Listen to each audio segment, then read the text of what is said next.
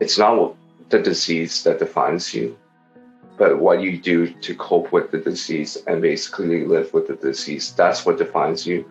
That's what makes you stronger. My name is Jim Wu. When I was 22, when I started to first notice some signs of Parkinsonianism, experienced some difficulty walking.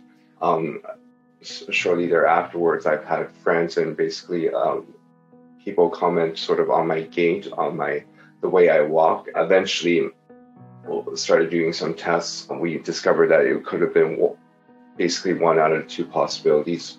Having done the tests, we've discovered that it was actually Parkinson's.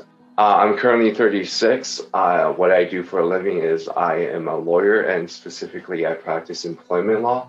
My hobbies include taking my dog, my long-haired German Shepherd dog, to herding lessons, cooking various sorts of food, and doing Brazilian Jiu-Jitsu.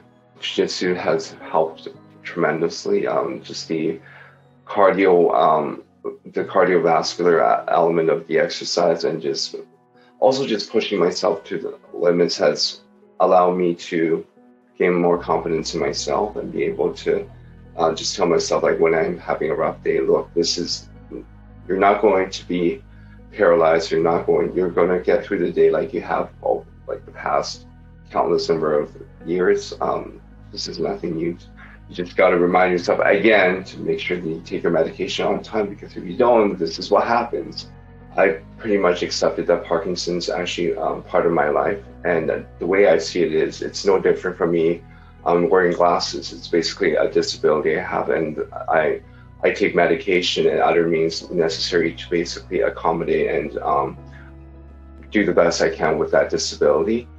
2 weeks ago, I was in trial doing cross-examination, and during that time, the worst possible moment, I had a flare-up with sort of a lack of dopamine in my body. So a bit of experienced dystonia, feeling a bit paralyzed for a second. So I did my cross-examination, was basically sweating and was like obviously in pain, but managed to get through it. And then over the break, I basically stood up and told the judge I have Parkinson's, and I like to have some accommodations, namely whether I can just be seated in the courtroom during the break. And she was very understanding. My client was very understanding. Opposing counsel was very understanding.